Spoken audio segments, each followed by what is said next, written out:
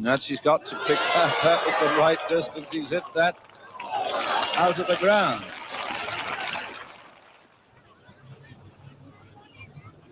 That's another one. Goodness gracious me, that peppered the top. You see the chap climbing up there to have a look over the wall. 52 in 29 minutes. That's another one up in the enclosure. 3 balls, 3 sixes, 58. What a incredible bit of hitting. Oh, he's got the shorter one. It's up again.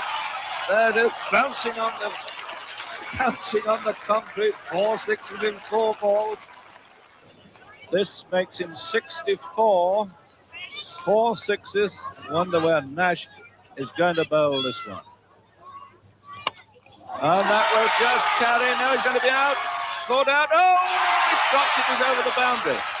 6 it is. 5 on the trot. Oh, this is incredible. Now, this is 6 on the trot's a world record. Been done before, but 70 on the board. And he's done it! He's done it! And my goodness, it's gone way down to Swansea. And that she's got to pick up. That was the right distance. He's hit that out of the ground.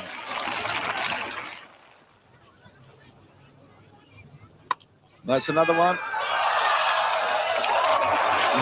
Goodness gracious me, that peppered the top. You see the chap climbing up there to have a look over the wall. 52 in 29 minutes. That's another one up in the enclosure. 3 balls, 3 sixes, 58. What an incredible bit of hitting. Oh, he's got the shorter one. It's up again. There it is, bouncing on the concrete. 4 sixes in 4 balls. This makes him 64. 4 sixes. Wonder where Nash is going to bowl this one. And that will just carry. Now he's going to be out. Caught out. Oh, he drops it. He's over the boundary. 6 it is. 5 on the trot. Oh, this is incredible. Now, this is 6 on the trot's a world record. Been done before, but 70 on the board. And he's done it! He's done it! And my goodness, it's gone way down to Swansea. 6 on the trot. 36 in 1 over. My goodness gracious, what an over.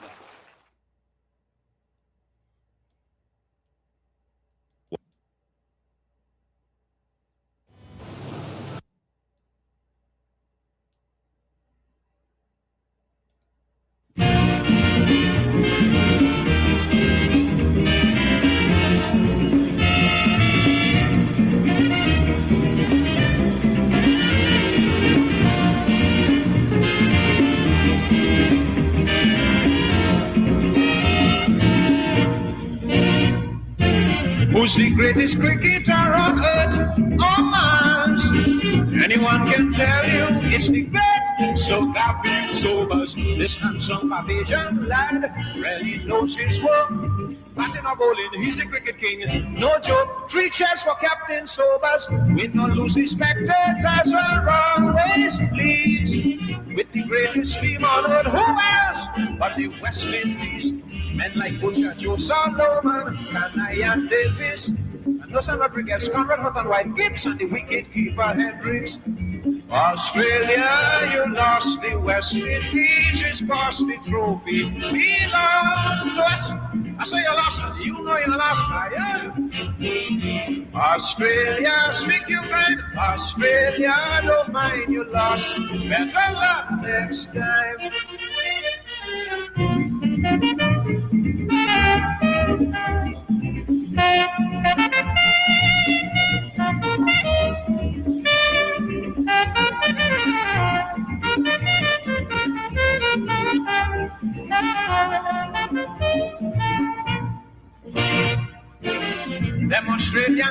Joker sent down crash helmet to protect the batsman from Hall and Charlie Griffith.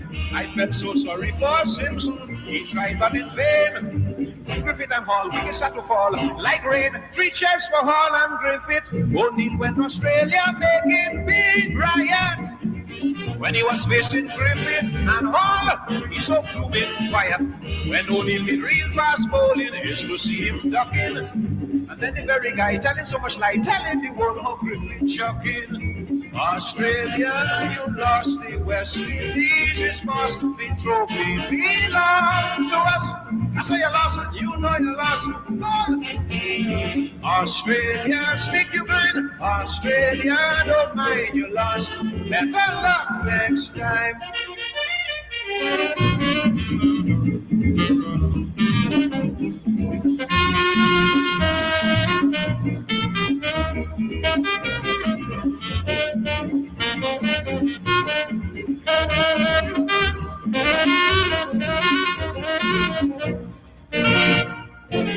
From the time the series started in Jamaica, we proved that Australia was strong, but only on paper. The 4 tests in Barbados, they full the scoreboard. Rohan and Seymour carry up we score. Oh Lord, 3 cheers for Nelson Kanai. Special praise to Conrad Hunter. Brian Davis, Solomon, Lance Gibbs, Hendricks and Bassett Butcher. All the boys fought gallantly under Sober's captaincy. So hip hip hip hooray for a glorious victory. Australia, you lost the West Indies. He's the cricket king, no joke. 3 cheers for Captain Sobers. We don't lose the spectators are always pleased. With the greatest team on earth, who else but the West Indies? Men like Butcher, Joe Solomon, Kanai Davis, and Nelson Rodriguez, Conrad Hunt and White, Gibbs, and the wicket keeper Hendricks. Australia, you lost the West Indies, it's lost the trophy belong to us. I say you lost it, you know you lost it. Australia, stick you blind. Australia, don't mind you lost. Better luck next time.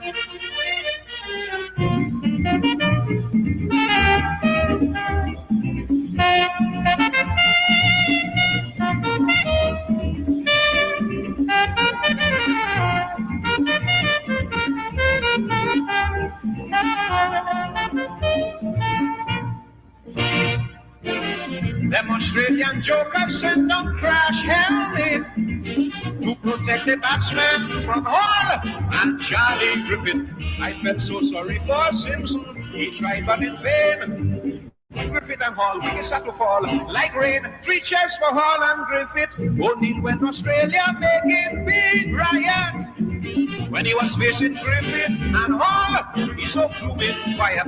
When O'Neill did real fast bowling, is to see him ducking.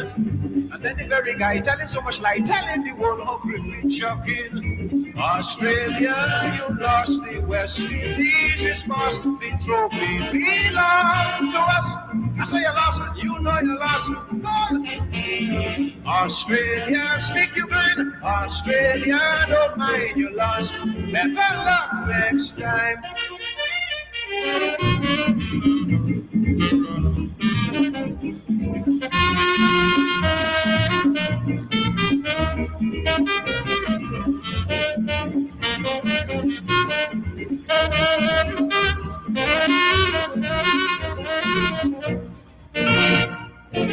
From the time the series started in Jamaica, we proved that Australia was strong, but only on paper.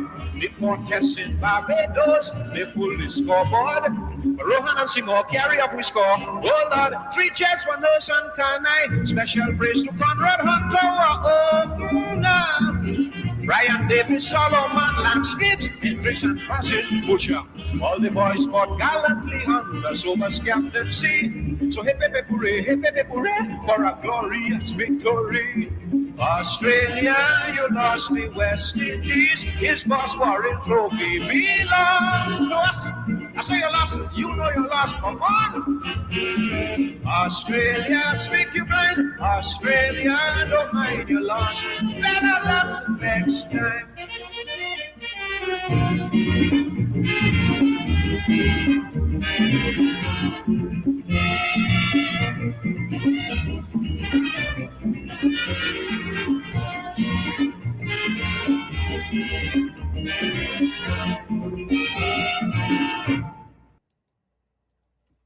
little boy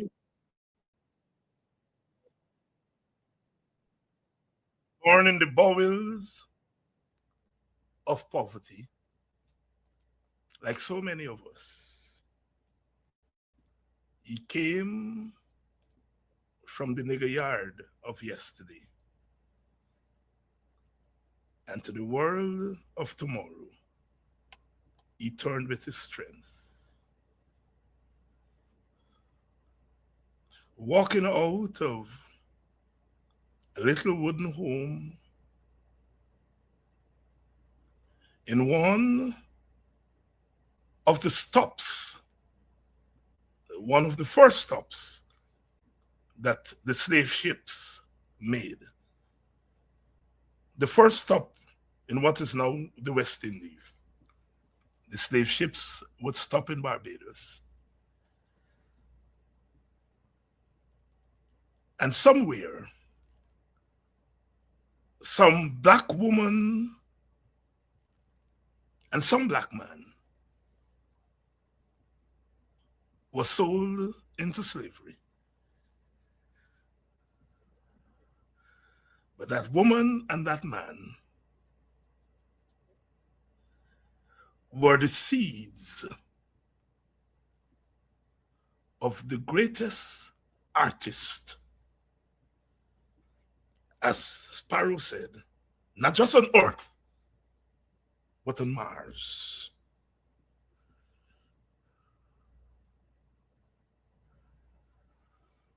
Ordinary boy, but with a ball in his hand and a bat made of wood.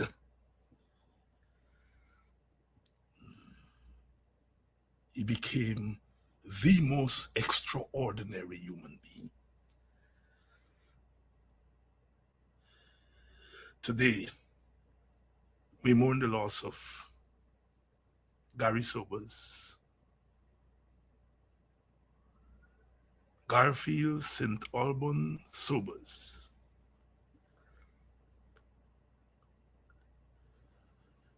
Gary, Sir Gary, did anything with a ball and with a bat. Beat back colonialism and slavery.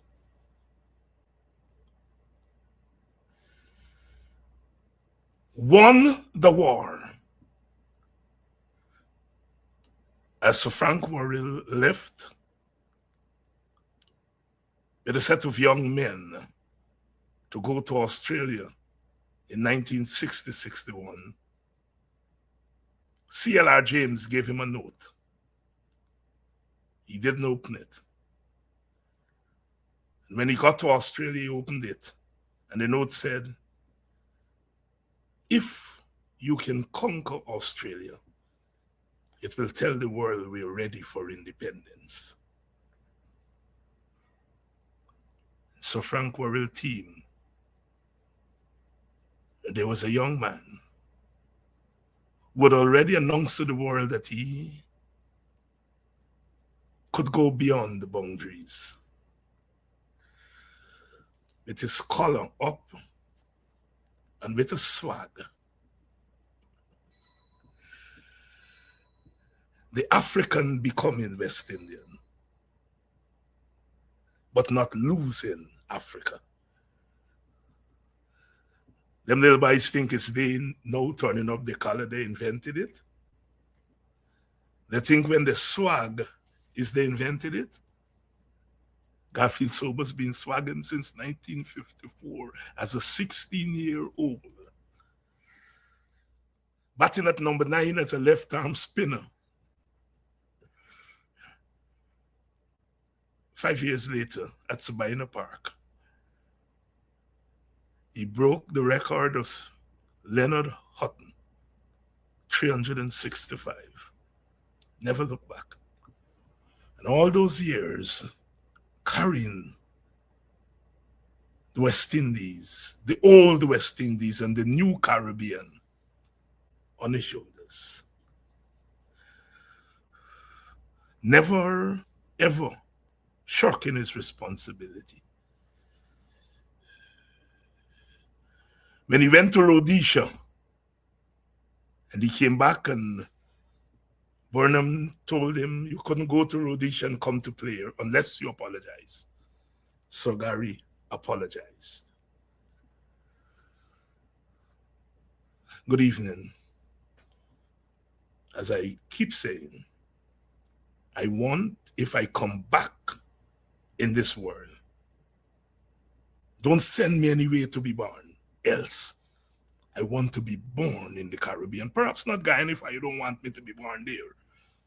But let me born in St. Kitts or Barbados or somewhere. I love being a West Indian. To be a West Indian is to be a genius. The genius of Gary Sobers, the genius of Sobers who immortalized it, the genius of Bob Marley.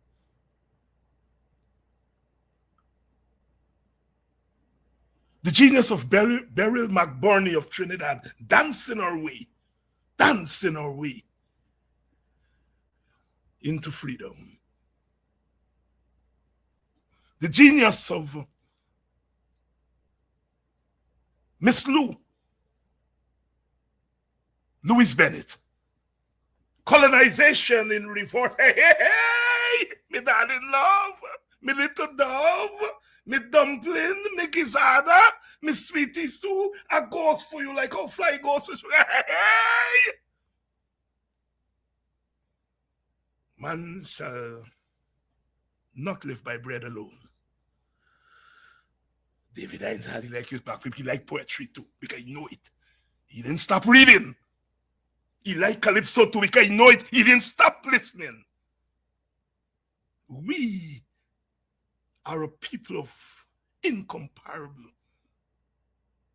or some of you may say uncomparable, whatever parable.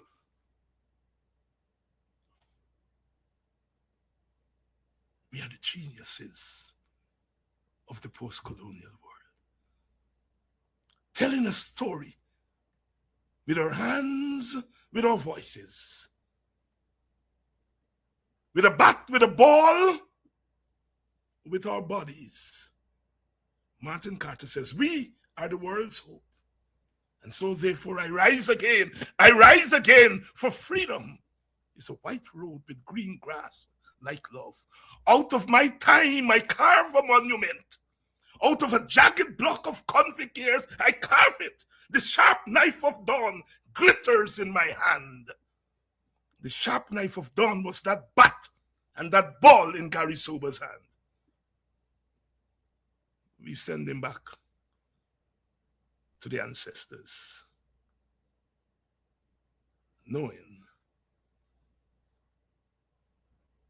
that he is taking us to another plateau.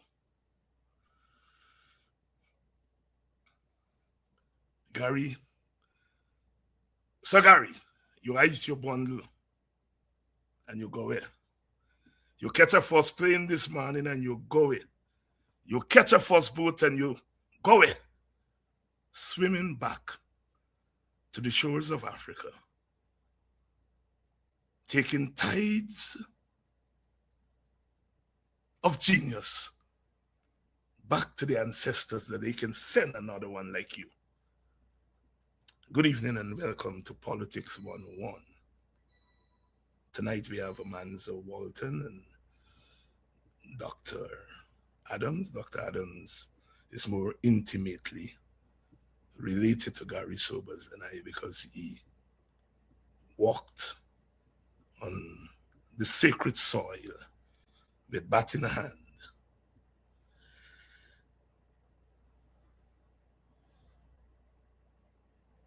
Sometimes you all don't understand your genius.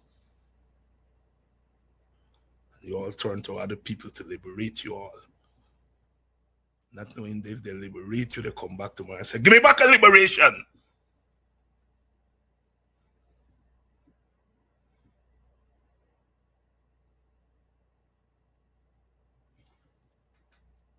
Lyndon, good evening. I have two of your own people here. And I've been telling you all, Georgetown, Brooklyn, then Lyndon. There's my 3 top city with viewership. The cradle of the working class that they broke up when they remove bauxite. The industrial working class smelling the bauxite dust, smelling that smoke, building a reservoir of resistance. I'm saying these things because I could say it. I fear no man, to quote Dr. King. I ain't trading my dignity for votes. Gary Sobers did not trade his dignity. They bowled him 6 ball, he knocked all for 6. And then he swagged down the wicket. I'm an African, born in Buxton, in a place called Guyana of the West Indies and the Caribbean. I embrace all of me because that's what Sobers did. He catch, he bowl, front of the hand, back of the hand, he bowl fast, he bowl slow. They say when Lance Gibbs bowl, you used to then you pack it. Backward short leg. And he was the leader. After the Federation, the West Indies captain became the Prime Minister of the Caribbean. Once you all understand, you all come from greatness. Feed not an inch.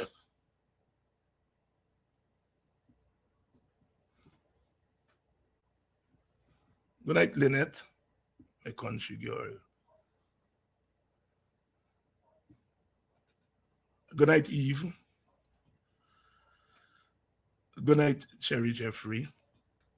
You all come out for listening, Amanza. Me and Vincent was there Friday night, some of y'all just absent. I use Shanghai, but I get good Shanghai and bad Shanghai. Me want to with the good Shanghai. Bad Shanghai, kakai.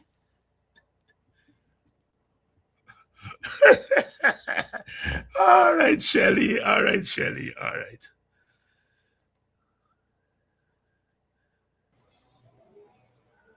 Good evening, Vincent. Good evening, Amanza. I am a wayward child. Wayward bad.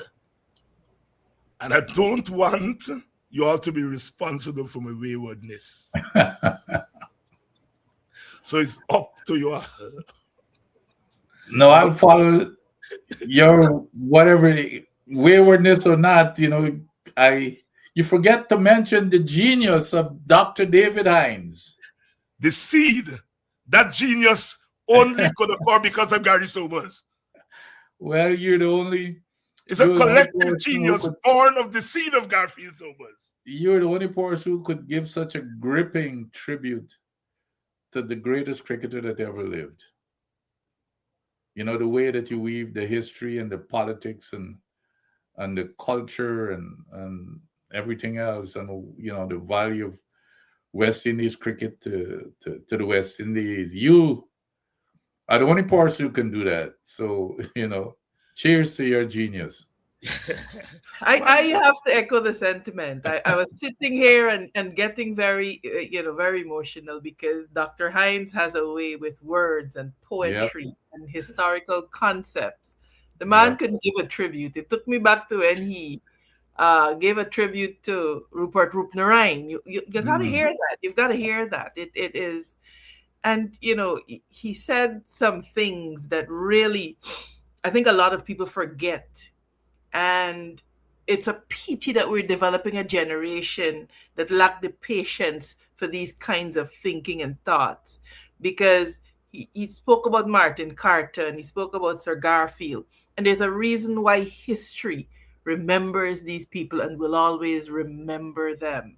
You live in a time now where we're in a microwave generation. We want everything fast. We don't deal with depth. We believe that that the people say top. This thing is deep and it is out of that depth. If a tree must grow tall, its roots must go all the way down. And so, yeah, Dr. Adams, I have to agree with you. I enjoyed listening to that. I enjoyed Yeah, listening to yeah, Amanza, I'll stay with you. that. That's since thanks to that, thanks to those accolades, and as I said before, you know, we all come from the hood. Some of Mhm. us left a little bit earlier than others, but we are constantly being fed by the history of the hood. If we don't get it for breakfast, we get it for lunch. If we don't get it for lunch, we get it for dinner. You know. And in Guyanese parlance, if we don't get it for breakfast and dinner, we get it for tea.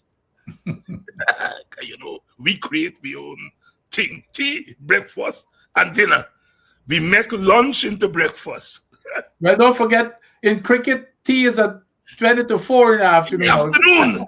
afternoon. So if white people could disarrange and rearrange tea, we West Indians could do it too. And we did it. I have Tea, West Indian tea. that's But you know what's amazing? Tea time has never changed. It's still 3:40 in the afternoon. yes, 20 minutes yes, for tea. Still hadn't changed. yes. And the West Indian cricketer, instead of going in and having a cup of tea, he would come out on the field and take a nap. Change up the concept of tea. The white people, they go in and they drink some tea. Tea. Adams, Vincent Adams, and then don't go drink tea. They drink the tea in the morning. Right? So at 3 o'clock, when you're supposed to have tea, them boys up in the corner, taking a nap, knocking up, ready to go out and do battle again with the bat in hand. Amanza, you, I know, have been paying attention to the developments in our Guyana. And there is something in the Guyanese political psyche. We are West Indians. We are Caribbean people. But we have, when it comes to politics, an attitude to politics that is distinctly Guyanese. We asleep. You eyes shut tight, you snore. And then when a little breeze pass, and you start talking, you sleep. We have a way in Guyana of talking in our sleep. Mr. Mohammed, he going in front of us, this is what corruption looks like. And people say, yes, like. And then one day, he said, this is what corruption like. And he show a farm. And Guyanese start talking their sleep.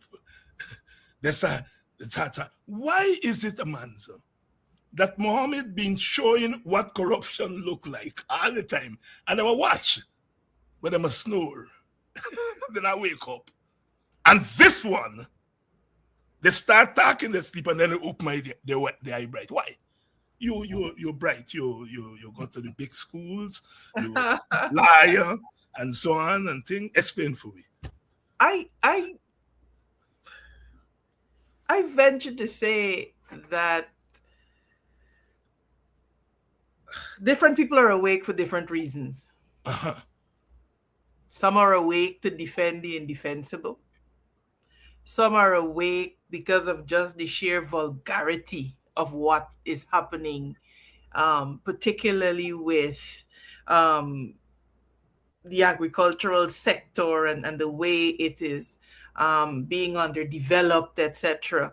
And here you have the chief public servant having, for example, a temperature controlled chicken house, hen house. So I think it's the sheer vulgarity of it. And then you have a group of people, like I said before, are awake to defend it. Oh, he always likes farming and he always like farm and you're jealous and you're petty. And I refrained from speaking about this for a very long time because I was fascinated by our response to this. Because nobody is saying that the president shouldn't have a farm.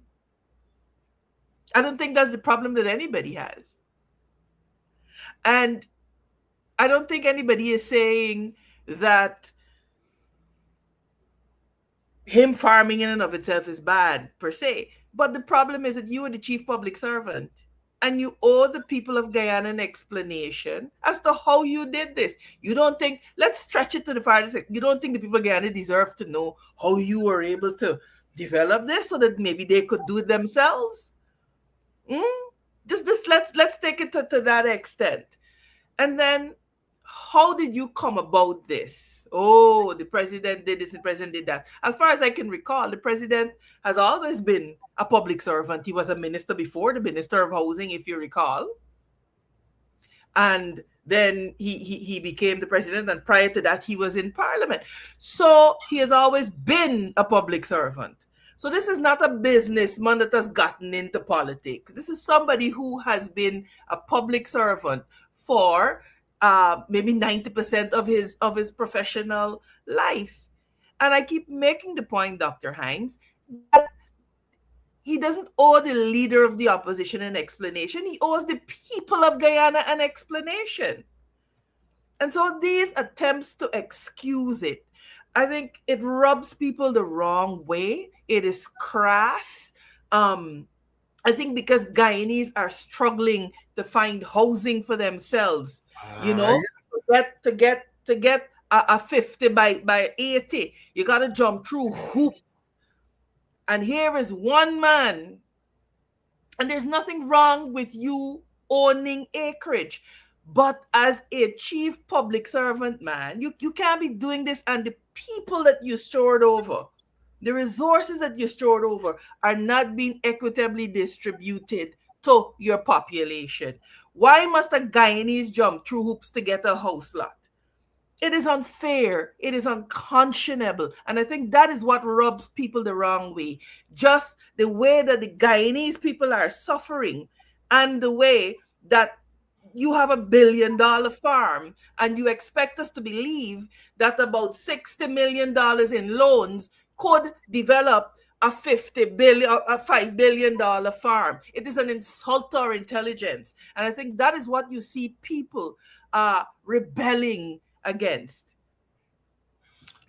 Vincent, United take the thing to places which are not always politically comfortable. Yes, yeah. And you were on last week, and I made the point that Burnham and Jagan and them chap, it won't occur to them when they're president and so on, prime minister, to go and build a big farm. It won't be part of their consciousness. All right? It may be in their subconscious, but it would never be in their consciousness because their view of the world came through different lenses. And somebody sent me a comment on my comment. Some of them Indian people beating me up. And they said, born at a farm next door to the botanic gardens.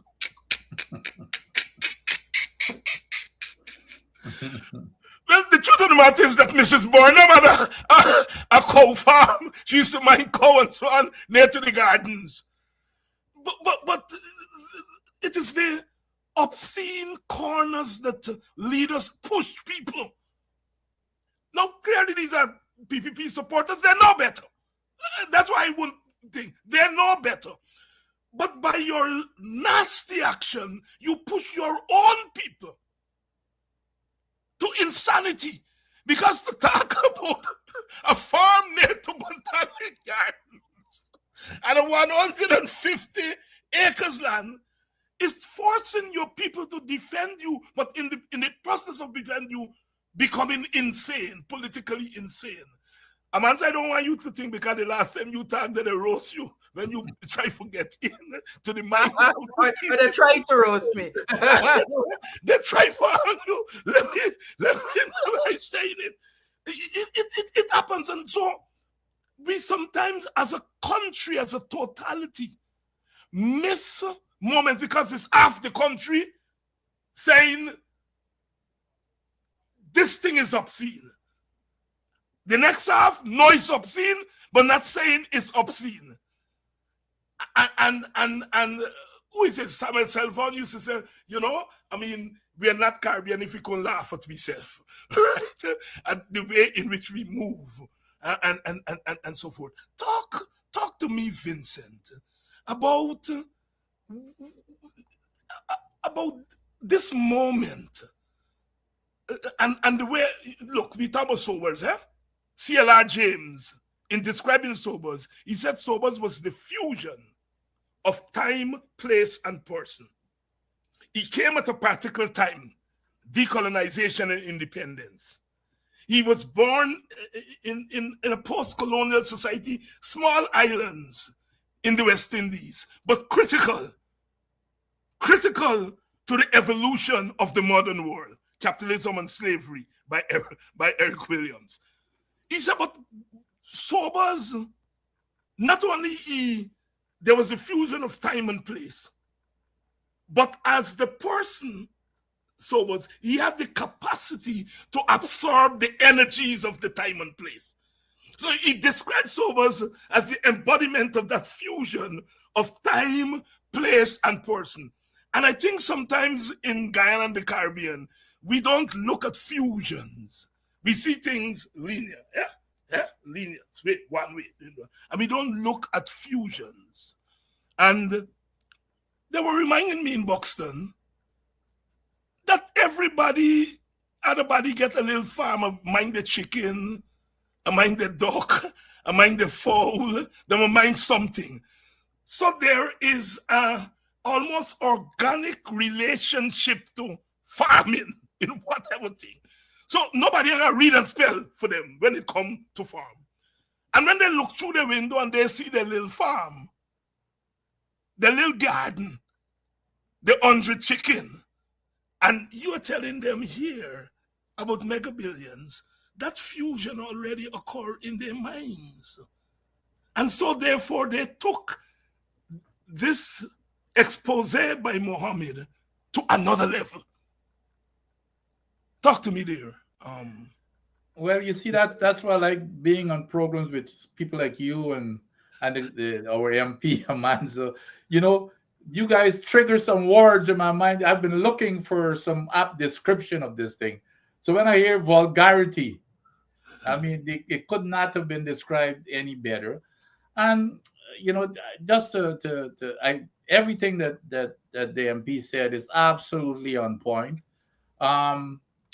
But what even more so, and the MP alluded to it, it's not only the vulgarity, which adds to the vulgarity more than anything else to me. People are not stupid. And I believe it's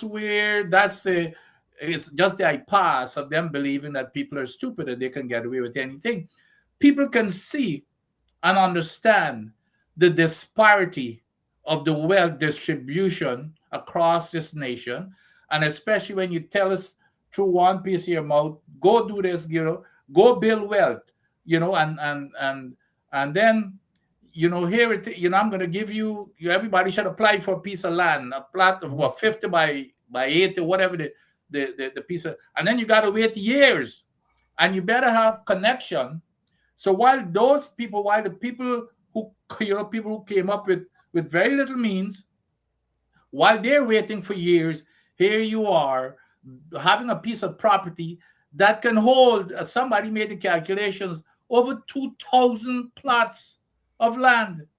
That's what the number of piece of plots of land that land can be used for. And so people are not stupid. They can see that where the wealth is. Had everybody been where, let's say, the oil money has been equitably distributed, I'm not sure people would have, it would have, this or would have mattered. So on top of that is the stupidity and the incompetence of the politicians. who you, but again, it's the abuse, and it's taking people for granted and thinking that people are stupid.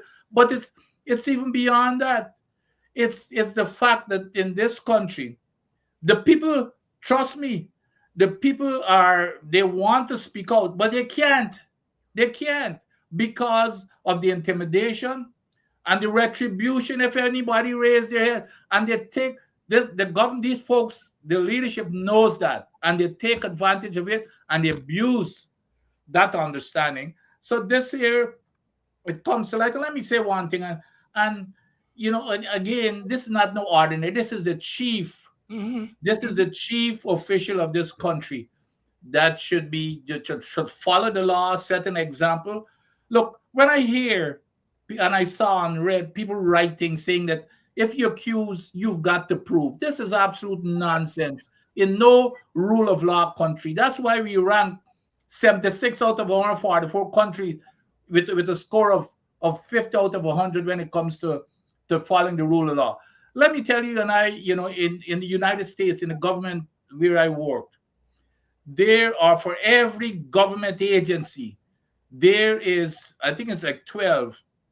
It's an independent agency that is independent to do investigations, and they have a 24/7 hotline. And anybody that calls in, all they've got to do is see or suspect that a government official is involved in any kind of corruption, and they would call. I was part twice. I was investigated without even knowing. You know what was one of those? We could not even take like a soda from a contractor. And of course, every month, or so, you would go out and have as head of the government project, I would go have a beer or dinner or something with the president of the company. And one night I was out there in the restaurant that we normally do, and a stranger, but they were all part of that community. Nobody, not even working at the plant, I don't think, saw us having drinks and called the inspector. The office is called the Inspector General Office. Calling the Inspector General Office in his 24/7 hotline. And the next thing I knew, we had the Inspector General's office descended upon my site, my state. I was not even aware of. It was when I went back to that restaurant a few days after, the waitress came up to me and tell me, we had some people here from government officials with badges, and they were asking for receipts. So they wanted to see. So it's a lucky thing they of course they saw the receipt, and they saw that I paid for my stuff. So these are the kinds of things that. So when I hear people saying, "Well, you got to prove," as a matter of fact, I had recommended to President Granger that we set up such an office, Inspector General Office, where people can just call in. You don't have to prove anything. Call in, and if it sounds credible, the Inspector General Office, this is independent of the chain of command. They report directly to the president, but of course, reporting directly to this president, I don't know if that would work.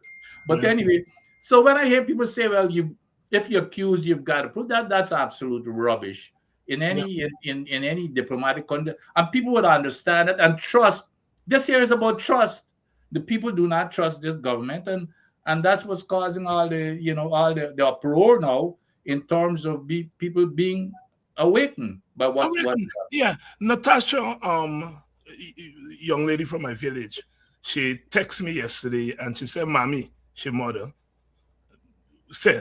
tell you that orphanally, pig, and chicken, and black belly sheep, then I wear condom."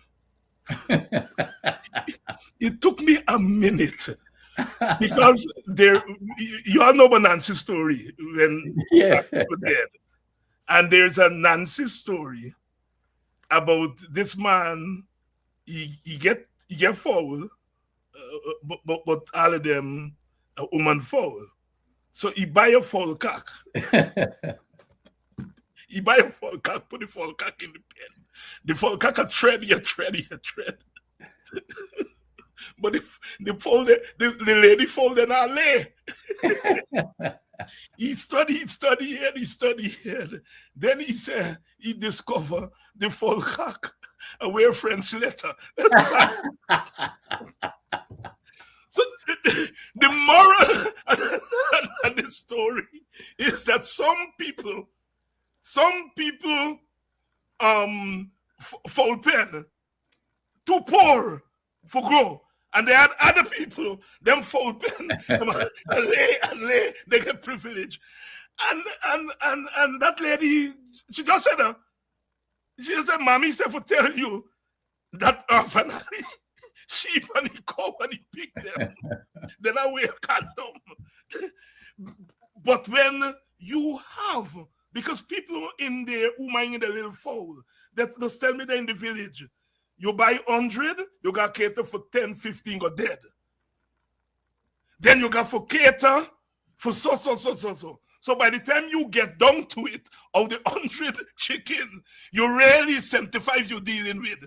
By the time you get, so people have a keen sense of worth and value. So since they hear the farm story, they already look inwards and look at their own experiences. Yep. And the revulsion that they don't understand. That is why they're saying, you are the state. And you are telling citizens that they must provide evidence. What craziness? Amanza, come in. You know, again, it's just the vulgarity. Yes. Now, you read some time ago in some cables that were declassified about the fact that 2 prior U.S. ambassadors had received gifts from PPP ministers, and they had to be turned in. Yep. When they returned to the U.S., and that a gift that Irfan Ali, I think, had given to Joe Biden, had to be turned in, because those are the broad parameters within which they operate as a matter of law and function.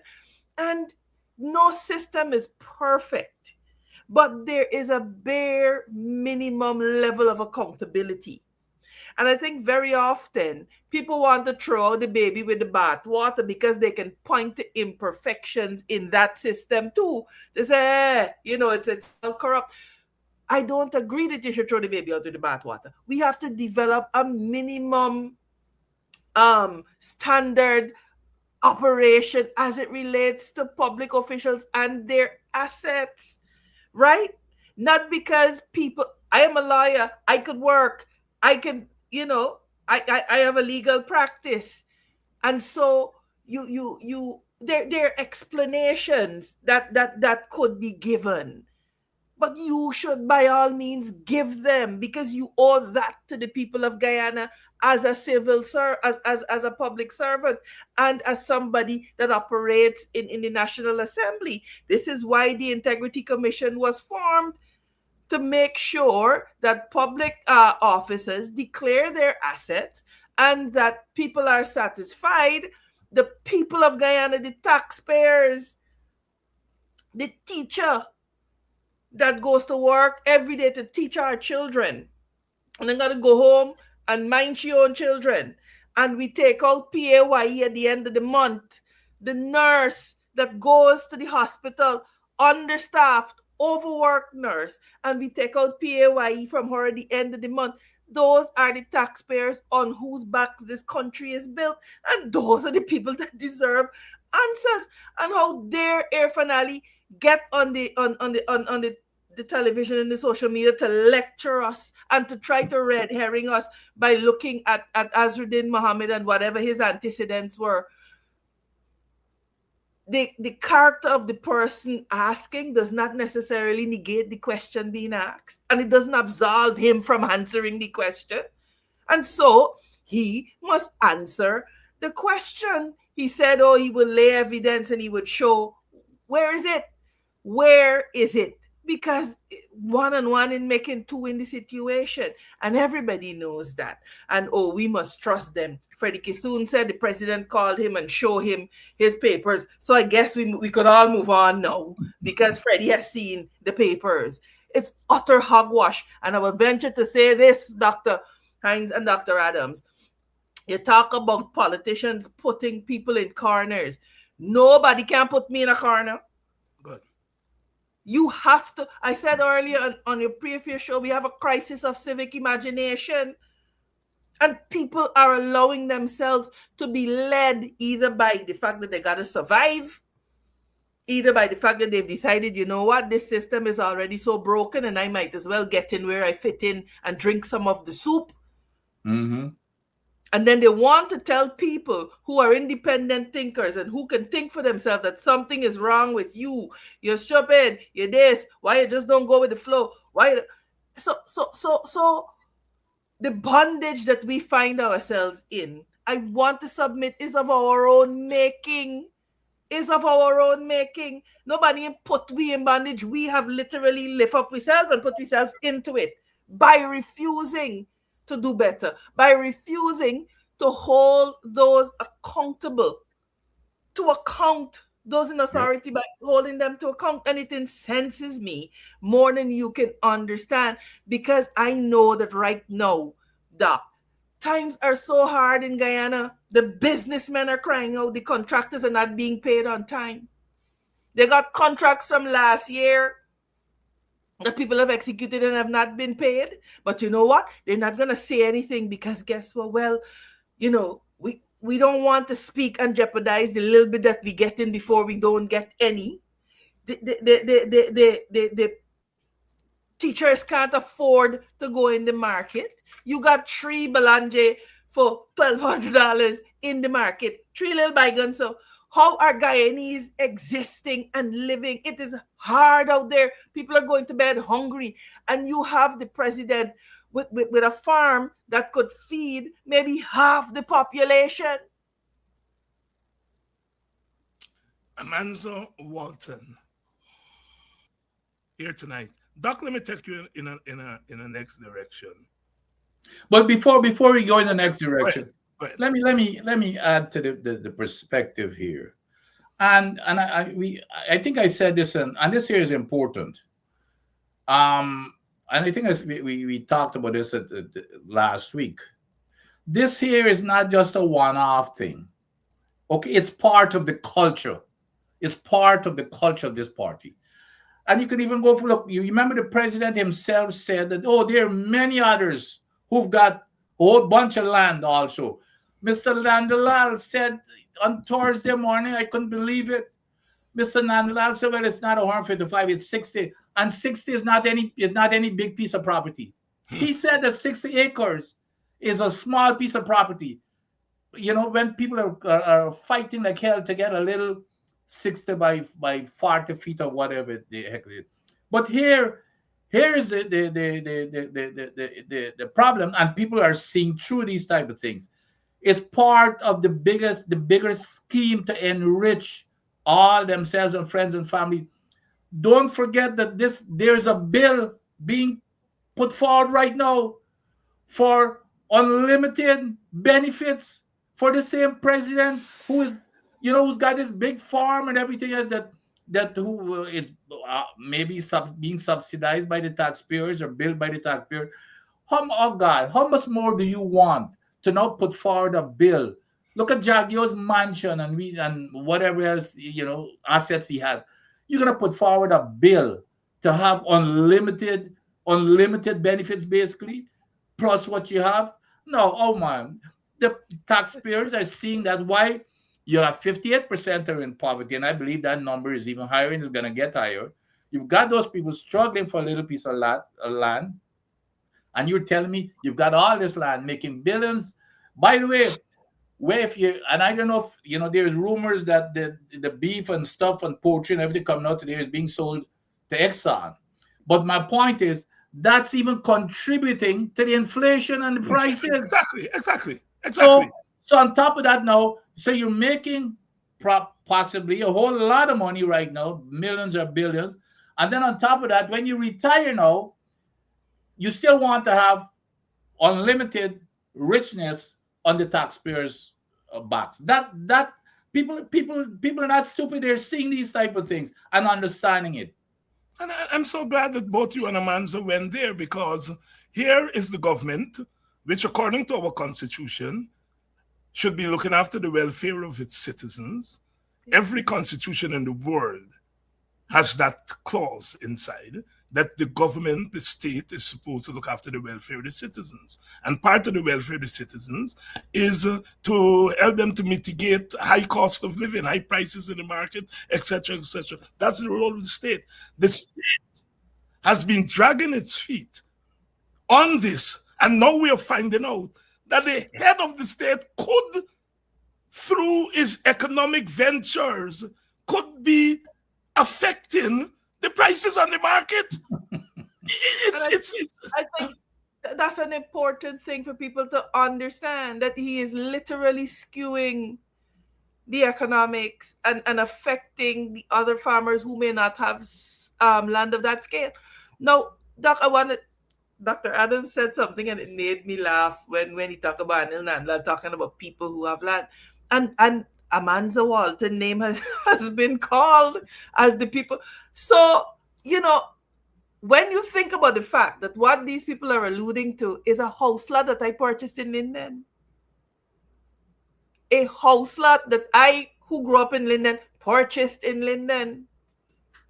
And it shows that they have this way that they obfuscate things and throw names in there to mix up different things. Different people have different acreages for all kinds of things. You got people who got acreage for forestry, and therefore they're large acreages that they hold on their leases or whatever to do forestry, to do mining, etc.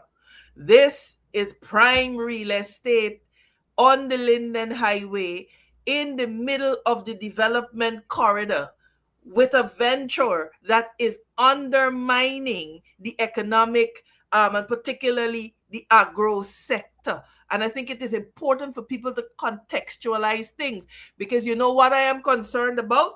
And the wicked, vindictive PPP, they're wicked enough, and Nandlal and them are wicked enough to try to use this to go after people who may hold lands legitimately for other economic purposes.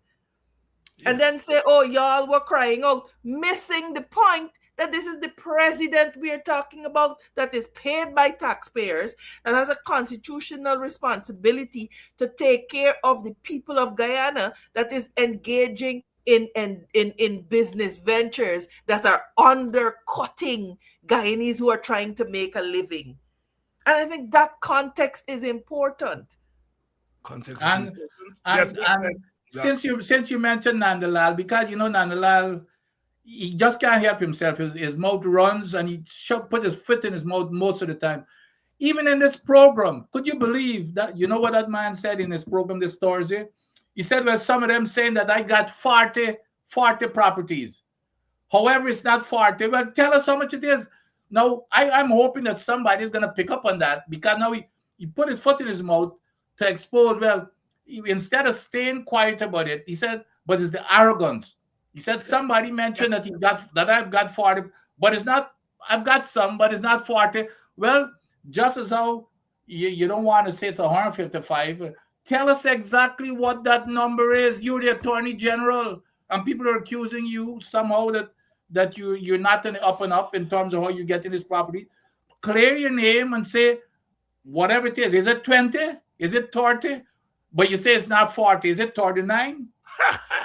You know what I mean? But that's the kind of I could not believe instead of him. But he that's how he is. He always put his foot in his mouth. And I'm hoping that this year that becomes the next house gate or land gate.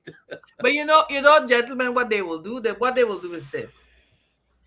They are going to put a lot of their holdings in other people's name and retain beneficial interests. Yeah. And so unless and until the legal framework requires you to declare, in the way the US recently passed, beneficial interests in property, you're going to see them beginning to divest themselves. And Yeah. once they have divested themselves to a particular level, then they're going to start calling for the Integrity Commission to make these holdings known. Because if they do it now, it will be so obscene that every Guyanese will be out in the street. Dr. Hines and Dr. Adams, I don't think at the fundamental level people mind people acquiring wealth if you No, work hard and you're able that's to do it. correct. But for public officials to do it in the midst of such poverty in their Yeah. own population, it is as almost like, what did the Queen say when the people said the people are starving, give them bread? She said, let them eat cake. There's an unfeelingness about it and a callousness about it. And I think that is what has people so concerned and so riled up. Nobody mind you getting, but oh my God, when people around you are hungry, and not only people, but people you have taken an oath on a Bible or a Bhagavad Gita or whatever you swore on to take care of because you're a minister or a member of the government, then there is a problem. There is a problem. The minister, not the minister, the MP just triggered something else. I have to get in here. In terms of callousness, and I remember because we've spoken about this on this same program coming up to elections. You remember Jaggy used to have his Thursday, whatever you want to call it, session. Jagdio said, I remember at least 2 or 3 times, Jagdio said unabashedly that the only thing that the opposition wants to use the oil money for is to feed the people. Now, how more basic could you get than feed? And the first time I thought that he aired his slip of the tongue, the man said it about 2 other times on 2 other sessions. The only thing that they want to do with the money is feed the people. So that gives you an indication of the callousness and, all they're thinking about is to enrich themselves and to hell with that 58% or whoever else gonna suffer. So we see the same thing here happening. I could get a farm that is 155. Heaven knows how I came by it, but you got to struggle to get a little bitty plot that could hardly hold a house. Dr. Vincent Adams and Amanza Walton here tonight, But making the link. Yes. Dr. Hines, it's the new plantocracy. Yes. It is Yes. it is a group of people who now see themselves as the masses of this country. Yes. And everybody else are their servants and their slaves and their subjects. Mm-hmm. People don't realize that the day of subjects have gone. And those days have gone.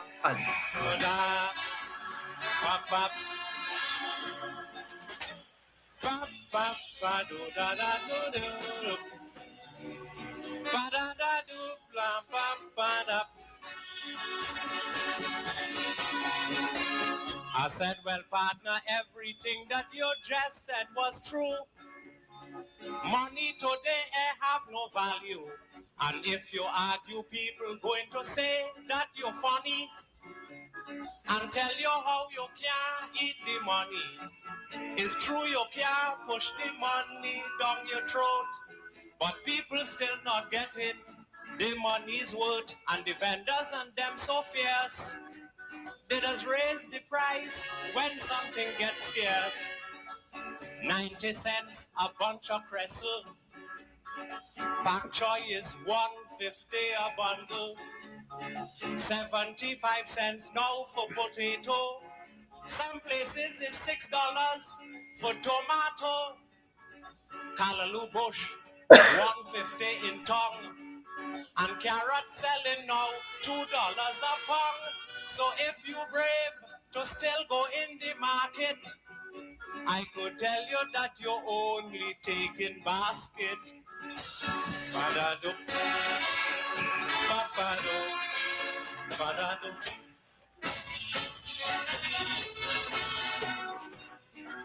Badadada, babada. Now when you have to compare all them prices of food stuff, the salaries today are not enough. You notice up to now I have not mentioned the grocery. That is more headache and a fresh set of money. Apart from that is light bill and rent to pay.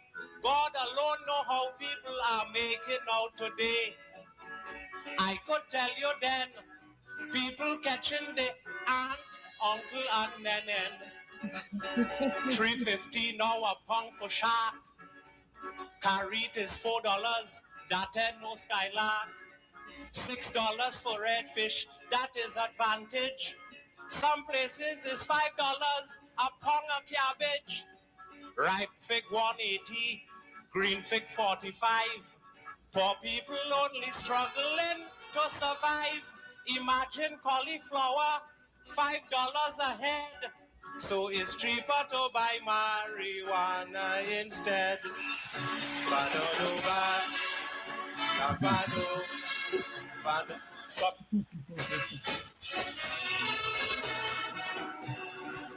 ba-da-da-do, la-ba-ba-da. I'm bound to offer some solution before I conclude. Get a kitchen garden and plant your own food. But then again, everybody don't have their own backyard. So government must control prices in Trinidad. Subsidize farmers and increase salaries. And in a case like that, we bound to get a ease. And then clamp down on this racket about the scarcity of goods and the black market. A pound of garlic now is $4.15, $5 a pound now for Christophine. Pumpkin is $1.50 if you please, and in the shell is $3 for pigeon peas. 14 ounces of saltfish is $3.69. It's like pushing the umbrella up from behind. A chicken is $9 and $1.50 to pluck. So it's cheaper to buy feed and raise your own cock.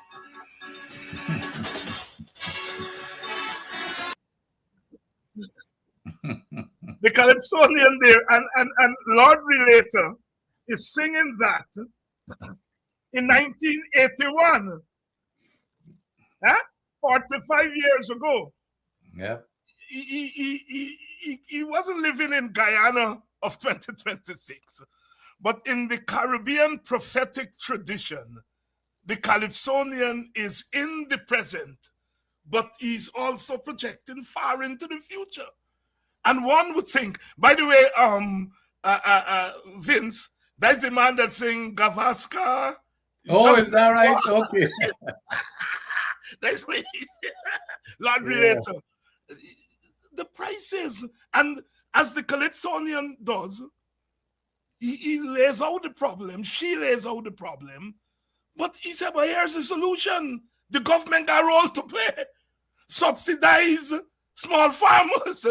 And he go on, the Calypsonian now becomes the economist, and is telling the politician how you got to get rid of prices. And so therefore, if ordinary people, because that Calypso represents the voice of the ordinary people, they understand what they're feeling with prices every day. And they understand at the end of the day is the government. Because if you left it to the vendors got to lift too. So sometimes the lady selling sours up. We say, man, when you raise the prices, sours up. But she is a worker. I know she's selling there. And she's not the problem. As Relator say, you can tell me if you plant food, but if you don't get the land, if you don't get the thing, and so on.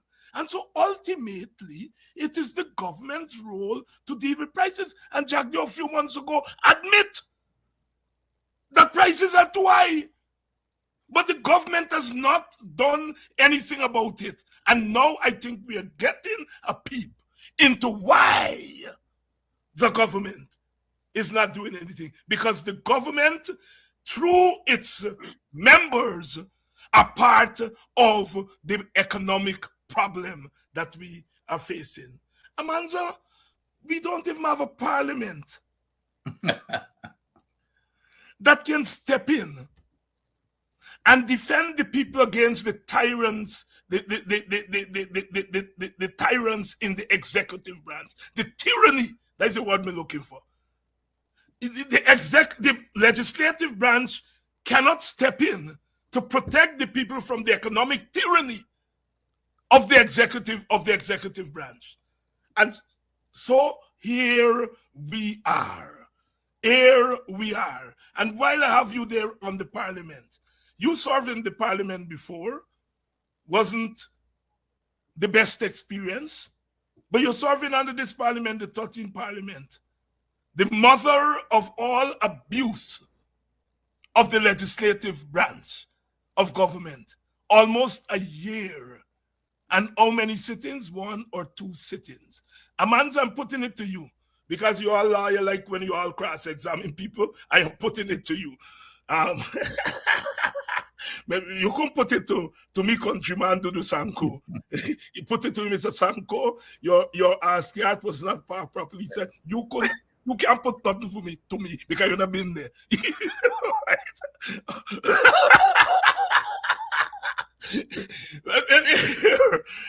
Amanza, I am putting it to you and Doc here that the parliament not meeting is not simply an institution not meeting. It's really a violation of the fundamental rights. And I'm surprised people are not going to court on these things, because it's a violation of the fundamental rights of the people. Because the right to representation is a fundamental right. That's where you get a whole branch. And when you are not making that branch meet, it means, therefore, that you're violating the fundamental right of representation. You're violating the right of the people through their representatives to oversight the executive. And so, therefore, you are in violation of the rules and the laws of the country. I'm putting that to you, Amanza and Doc. Oh, I absolutely agree. Article 9 of the Constitution says sovereignty belongs to the people, Yes, who exercise it through their duly elected representatives and our various democratic organs.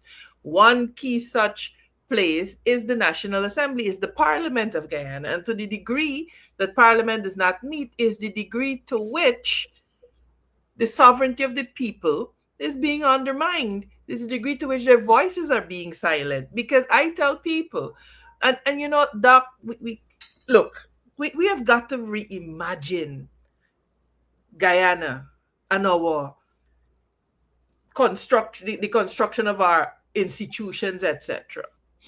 We are representatives of the people when we go to Parliament, because that is the nature of our system. And to the degree that you're not frustrating Amanza or Dr. Hines, you are frustrating the voice and the will of the people of Guyana. But the people of Guyana as well have to embrace that understanding, so that it's not that Amanza and Dr. Hines want to go to Parliament to talk. It is that these people, by having Parliament fall silent, they're literally putting their hands over your mouth. And you are taking it because you confuse personality with principle, and you confuse what the Parliament is there to do. And I think we have to keep speaking to our people so that they understand that they voted for us and sent us to Parliament to represent them. I think, Doc, you talk about the courts, etc. One of the things that I'm never afraid to do is to walk up the court step and challenge things. And I truly believe that this is a matter that should be tested. About Parliament, they will say to you, oh, there's a case that has said that the court cannot regulate parliamentary proceedings, etc. Then I believe that ought to be challenged, because the court performs the balancing of these two arms of government, of which it is the third. And so if you are saying, I can't touch that, what you are in effect saying is that there is an imbalance and we do not have the power to correct it. Yes. And it particularly becomes critical when you think about the way our system works, where if you got 51% of the vote, you have 100% of the say. The role of the court becomes critical and paramount. And I am not of the mindset that, oh, if you know you're going to win a case, don't try it. Me, I would march them up the court steps, up and down, because I believe that the law must be tested. I believe that the law must be clarified, and that is how you grow a country. So, Doc, it is a travesty. We had to pressure them to call Parliament. They called Parliament on the 5th of June. A month later, we still don't have Parliament. They've brought 6 or so pieces of legislation to the National Assembly for first reading. We haven't done second reading yet, and recess comes into play on August 10th. You know what they will do? They will call Parliament one more time and have us there from 10 in the morning to 10 the next morning. An abuse of people and their humanity, and robbing the people of scrutiny, because nowhere in the world is that nonsense done. What should happen, and what I would encourage, is for all the opposition parties to come together and put a motion that the standing orders be amended to include a minimum time for the meeting of Parliament. Every other jurisdiction in the Caribbean has it. They have scheduled Parliament. So in Trinidad, for example, there are 2 houses. One meets Tuesday, one meets Thursday. And they have, Parliament can't meet, once it's in session, it must meet at least every 14 days. Now, people may say, oh, if the government don't have business, then why should it call Parliament? But it is not the government's business alone. That's right. Every fourth sitting of the National Assembly belongs to the opposition. And that is the opportunity for the opposition to bring whatever laws we want to see amended. If there are motions that we want brought and debated, that day belongs to us. So if they never get to the fourth sitting, the opposition never gets to set out what its legislative agenda for the country will look like and to have it debated. The only time that happened, I think, was when there was a minority parliament in our recent history, and the laws got to Ramatar's desk, but he never signed them. Notwithstanding that, there was robust debate, and the opposition was able to demonstrate that we are capable as well of running this country, because remember, an opposition is a government in waiting. And so you have to not only oppose and criticize, but you have to demonstrate to the people that if power is to change hands tomorrow, we can do this and we can run the country just as well, if not better. I'm sure with this crop of PPP people, far better than the current government is doing. And so there has to be outrage. People must be outraged by this, because you're not robbing us. You are being complicit in yourself being robbed when you don't object to this. You know, I'm coming to you, Doctor. Amanza, if there are young aspiring lawyers in the audience, we just want you all to know, the court cannot tell the Parliament what law for pass, but it can compel, in its ruling, it can tell the Parliament you need to pass a law. It can't dictate to the Parliament, but it can say this is law, right? The court, sometimes the court could make a ruling that becomes law. So Roe versus Wade was not a law passed by Congress. Roe versus Wade was a ruling made by the court. And since Congress didn't act contrary, that ruling becomes law. So the court has tremendous power. But our jurisprudence is so conservative that we in these parts don't realize that the court could make a ruling that eventually becomes the law of the land, although it's not a lawmaking body. Just want to throw that in there. Amanza, I'm coming to you, Doctor. Mm-hmm. Amanza, and I like you tonight, you know, Claudia Jones was a female activist from Trinidad. She operated in America, and a professor wrote a book on her a couple of years ago. Claudia Jones to the left of Karl Marx. Now, I ain't Karl Marx, but I like when people go to the left of me. You operate to the left of me tonight. They gotta get up and do something for themselves. I like it. Tell me what happened with your case before the CCJ. Well, yes, we had the CCJ hearing on the 16th. One of our candidates, Crystal Fisher, brought a case. And, I will say this before I proceed. A lot of people had a lot of things to say. Oh, Amanza wants attention and this and that.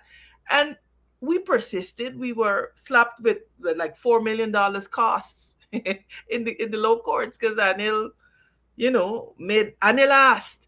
Anil Nandal asked that a school teacher pay $4 million in costs because she dared to ask a constitutional question. That is the contempt that these people have for Guyanese. So we persisted. We went to the Court of Appeal. It also didn't go away, and so Miss Fisher, and indeed with our support, and that is clear, appealed to the CCJ, and we had a very good hearing. I believe, and I would strongly recommend that any Guyanese interested in constitutional law and political arrangements and the rights of citizens ought to listen to the way that was parsed before the court. I think Vivian Williams did an amazing job at helping us to understand what is the nature of the right to vote. Because if you remember, the case that was brought was that, look, Roper says that if you meet the minimum of six regions, geographic constituencies, that if you contest 13 seats, then you qualify for the election. You recall as well that GCOM's own materials said that there were 3 different elections: general elections, geographic constituency elections, and regional elections. Right? But for administrative purposes, you know that our ballot has 2 parts. Now, mind you, all of this problem will go away if we give Guyanese a ballot with 3 parts. Because remember, our parliamentary system is set up that where 25 seats are taken from constituencies and 40 seats for the national election. And so our point is, once we enter the race and we meet the minimum requirement, even if we do not contest at the constituency level, we ought to be able, and any person who votes in that region ought to have the full menu of parties that meet the minimum requirements, right? No. Looking at it from a party perspective, that is from the voter side, it means that even though the people in Region 9 are qualified to eat the same food as the people in Region 4, GCOM is saying, no, you ain't getting the same food. We're giving you this kind of food. I'm using the analogy of the food in the restaurant because that's what the court used to sort of simplify what is going on. From the party perspective, now, if you were to flip it, it would mean that if you follow the court's ruling to its logical conclusion, that if, for example, all of the political parties decide that they're not going to contest in Region 1, there's no ballot for Region 1. Right? So even though they're contesting in 9 other regions, there's no ballot for Region 1 because parties decide they're not going to do it. So it was a superb, I think, exploration of our political arrangements. And this is why Forward Guyana was founded, because we believe that a lot of things have gone unchallenged for too long and that people have been shy to ask questions. So when we take certain steps, it's come with a lot of cussing. I get cussed for left in the PNC. I get cussed. But you talked about that quote that Martin Carter talked about, carving a monument in time. Doc some of us have got to be serious about asking the hard questions and got broad enough shoulders to take the licks when we ask the hard questions, because we know that Guyana will benefit at the end of the day when these things are clarified. So we are okay to sacrifice temporary comfort and approval if it redounds to the long-term benefit of the people of Guyana. And so for us, whichever way the court rules, an important principle has been established. An important gap that we have to close has been established. And Anil Nandlal said something about the qualifications on the right to vote. I don't think Guyanese knew that their right to vote was qualified qualitatively. So it means that with law reform happening now, these are all things that we have to address. So for us, it is a victory in and of itself, in that it has raised the consciousness of the people of Guyana. I have had people who are in politics for a long time say, but we didn't understand that it was a different ballot in different regions. A lot of people said, oh my God, we didn't understand it. And I said, that's fine, because the matter was never ventilated before, because you've always had two big parties that could do, as they wanted in terms of getting their lists and so on ready. So it was never questioned. But Dr. Hines, I submit to us that our democracy is changing, and you are seeing the emergence of independent voices. You're seeing the emergence of smaller political movements, and they have a role to play in our evolution. And for us, we felt a little vindicated because the Carter Center agreed with our perspective. And so, despite the cussing and so on, we feel good about how far we have come. And so we look forward to the court's ruling in this matter. In this matter, Thurgood Marshall always said that the role of the court is not to restrict rights, but to expand rights. And this is a question here. If I were a judge, I would ask, how does putting small parties on the ballot in every constituency, how does it upset the integrity of the election? I would ask them to answer that. Because a judge asked that question. One of the judges asked the question. They said, but okay, so what is the violence that is done? Done. One judge went as far as to say, so okay, let us suppose that there's a party, but they're not on the list of ballots. How does a person vote if it's for a party of their choice? That's right. Our said that they got to vote for a party of your choice. Do you know what jurisdictions like the US and Canada did? Because the element of choice is so integral and sacrosanct to the vote. I must vote for who I want to vote for. They provide for the write-in vote, so that on a ballot, you could literally write in the party that you want to vote for. And you gentlemen operate in that jurisdiction, you know what I am talking about. And so we have to be brave enough to test. I'm glad to hear that the judge asked that, because it is my disappointment with our High Court and our Court of Appeal. Because for me, as a layman, the one thing in university on law and so on, but it's rudimentary. You ask, how does what these people are asking for, how does it upset the integrity of the electoral process? And if you can't answer that, court case closed. But that case went through 2 of our courts without that question being ventilated. And I'm not passing aspirations on our judges. I'm passing aspirations on our judicial system that is so grounded in a kind of conservatism, that it just reads the law in terms of the letter and not the spirit of the law. That a constitution and laws of a country are living instruments. You can't park laws in 1820 and 1830, written in 1820 and 1830, but you now have to give life as the judge and the judicial officer.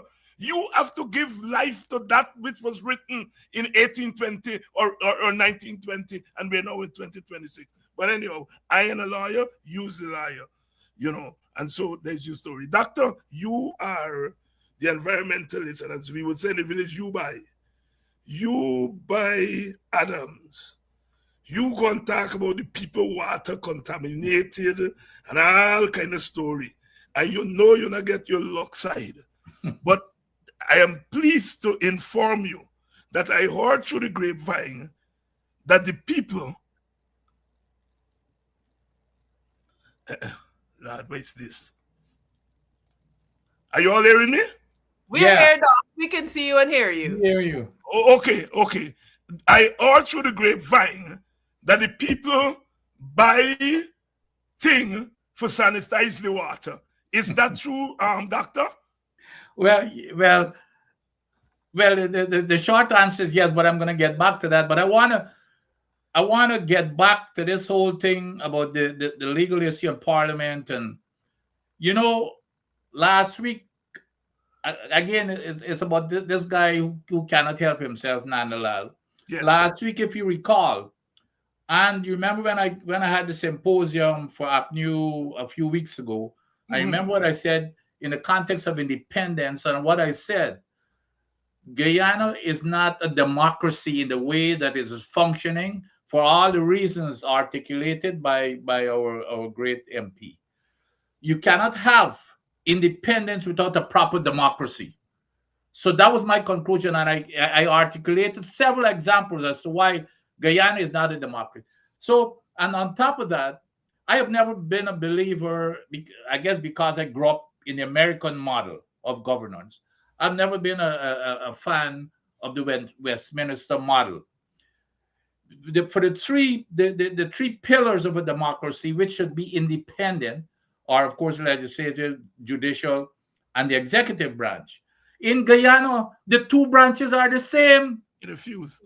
That is the problem. And I said that last week. I said you have the same members of the cabinet who are in the legislative, who are in the executive branch, and they are the legislative branch. That is not three pillars of democracy. There is no independence. So, and especially this government, they're abusing it more than anything else. So I talked about that. You know what this ignorant man got up and said? He spent almost over half of his time attacking what I said on your program last week. He said, well, I talk about all this kind of stuff and how even in the United States, you don't have, even in the United States, you can't find anybody who's in the cabinet and who's not in the legislative branch. I mean, how could you be so ignorant to not know that the American system is totally different and totally independent, by the way, as we all know. Strict separation of powers.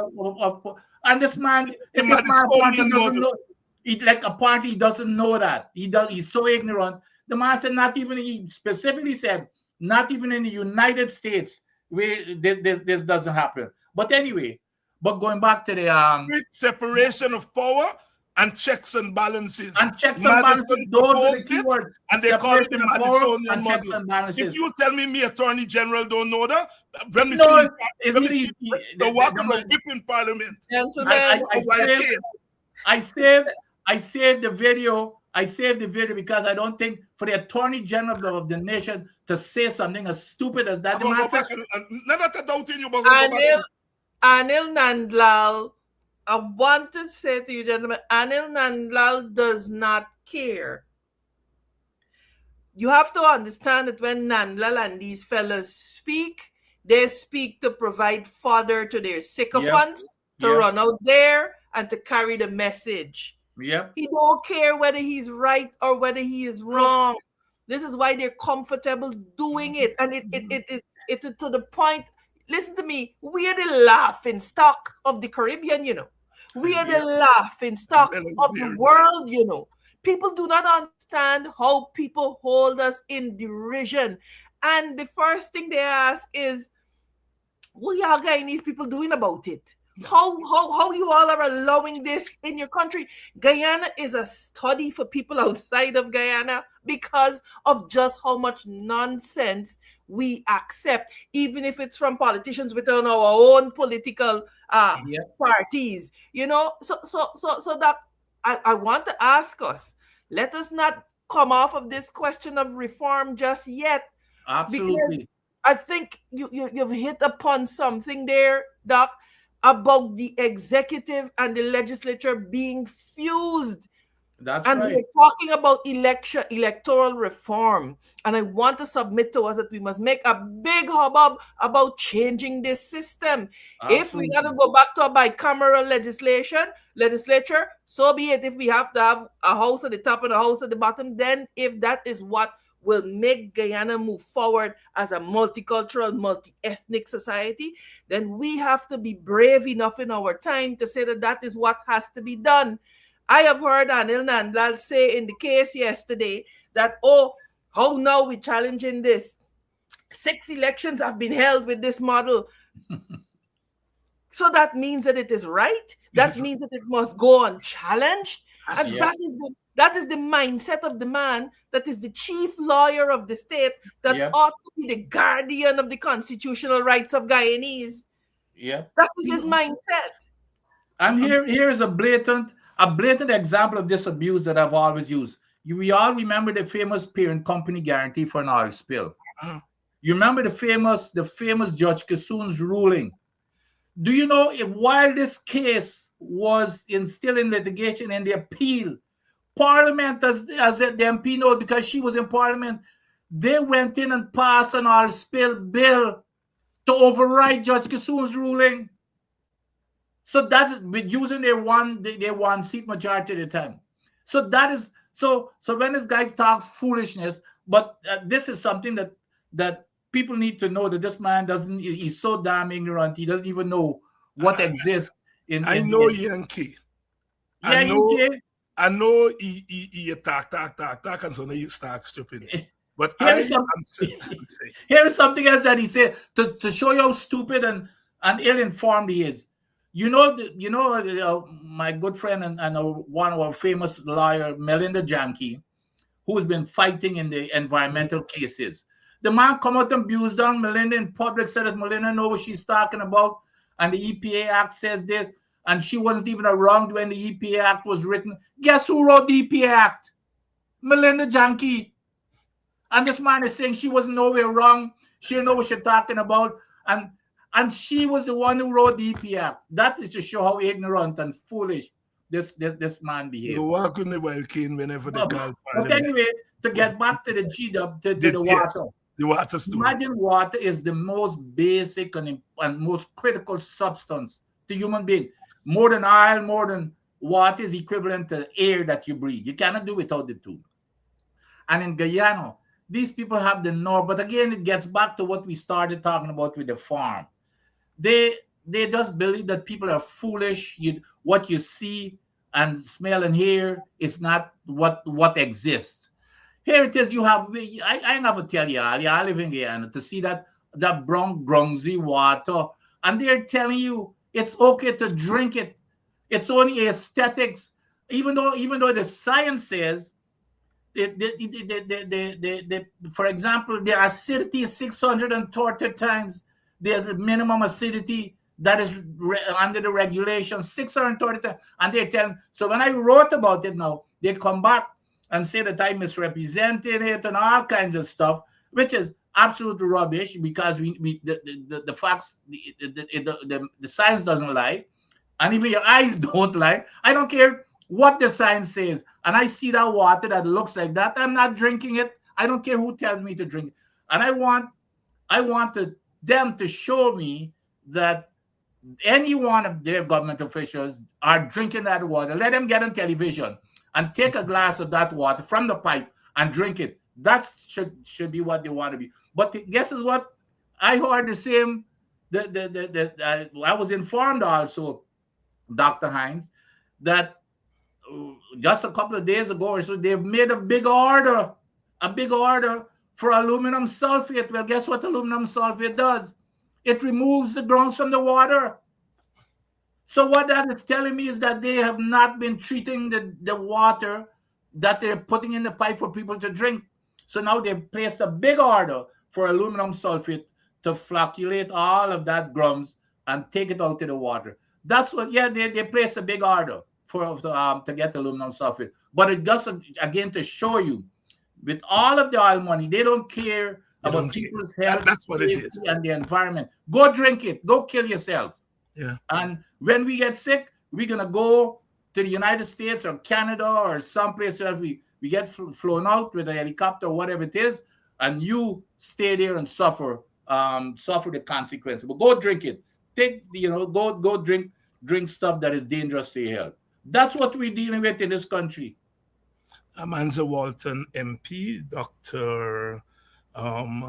Vincent Adams, environmentalist, a political activist, and here tonight, stimulating conversation as usual. Not me, says I, not me, says so. I, says so.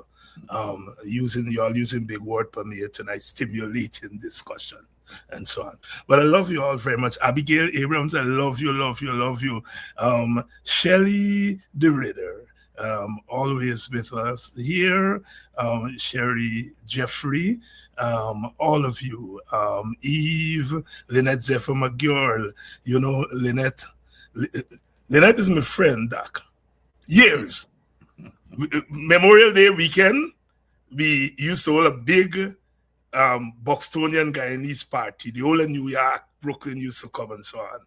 And of course, the Bostonians used to stay at me and my brother's their house. And Lynette come there, and Lynette does run the house. When Lynette, they come, when you see they cook, even me can't go open the pot till they solve. They tell me play because they charge of the house. Me never hear Lynette talk about politics.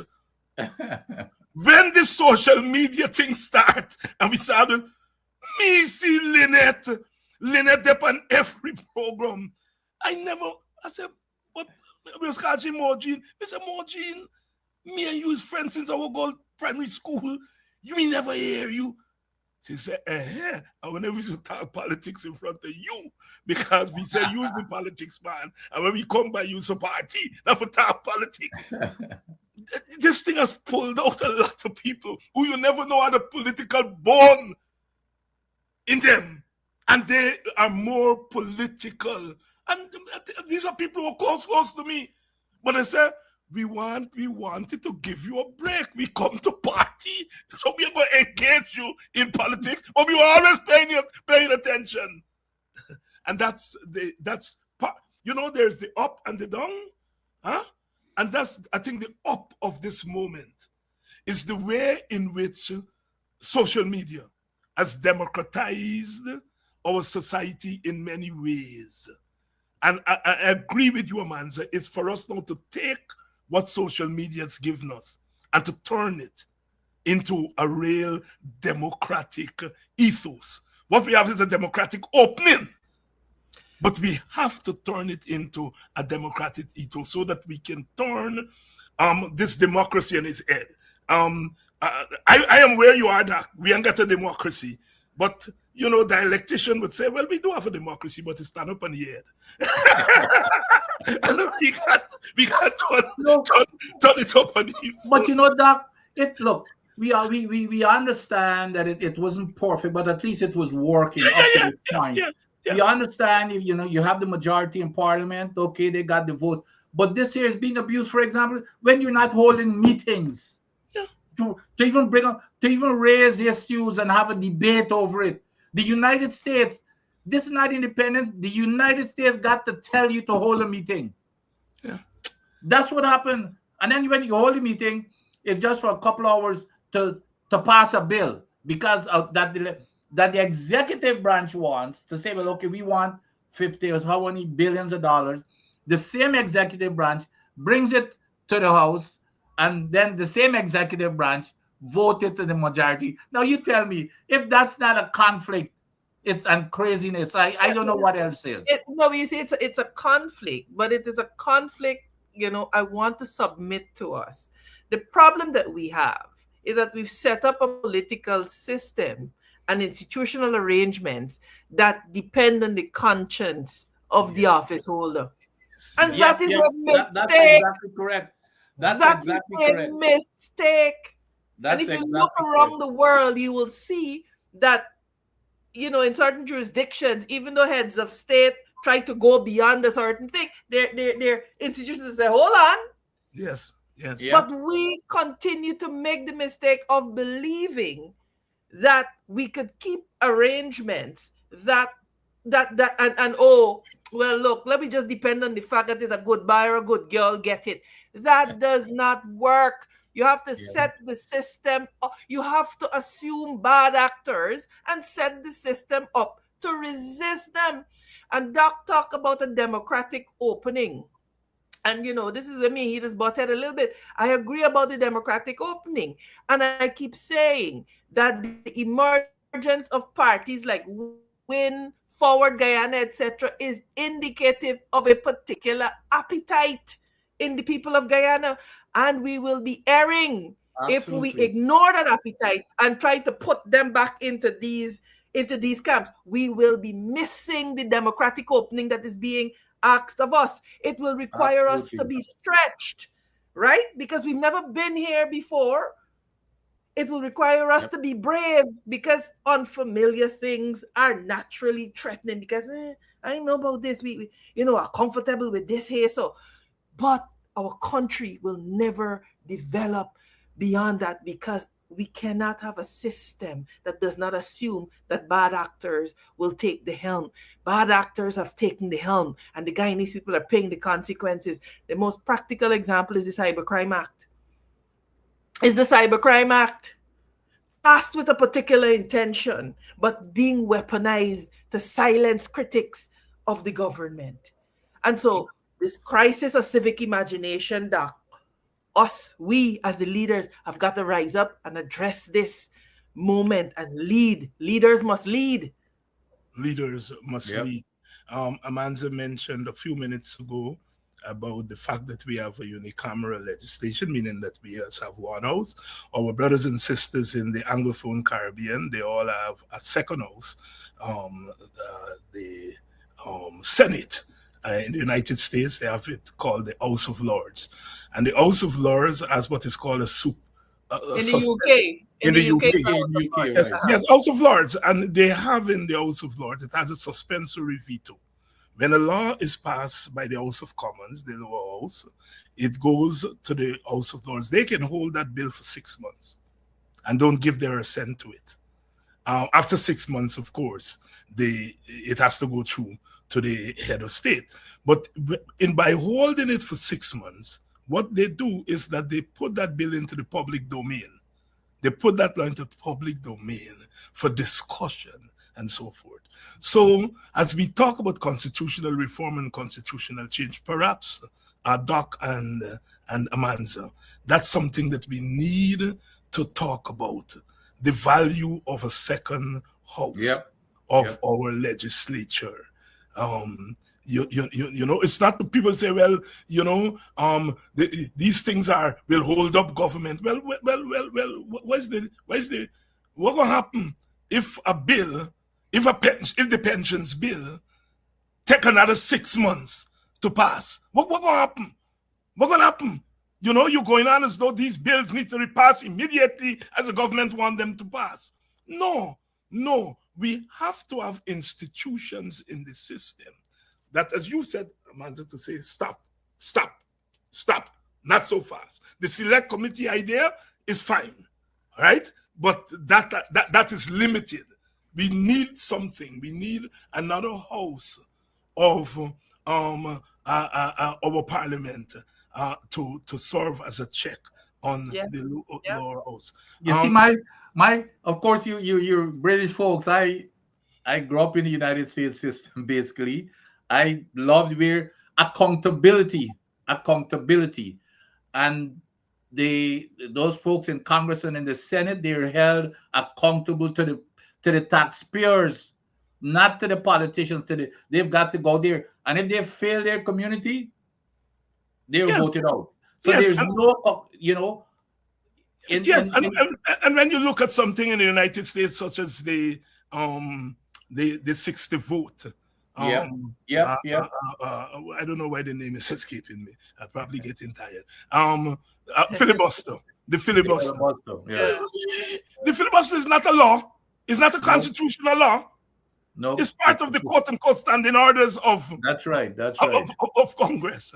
And basically, what it's saying is for you to move a bill, you have to have 3/5 of the vote. That's a procedure. That's a procedure. But Just you know, procedure.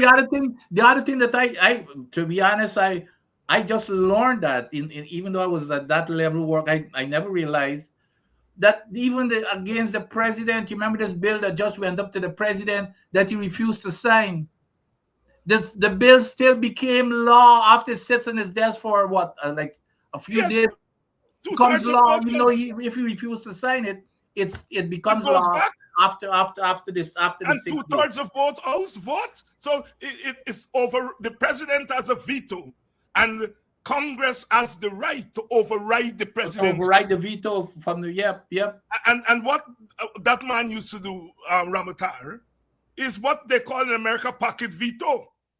But in America, you could only use a pocket veto. You wait until they come to you on your desk, and then Congress goes into recess. You don't sign. Yes.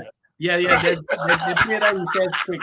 Yes. Right? If the bill come to you 5 weeks before Congress go in recess, and you unsign it, it goes back to Congress. So you wait. That's right.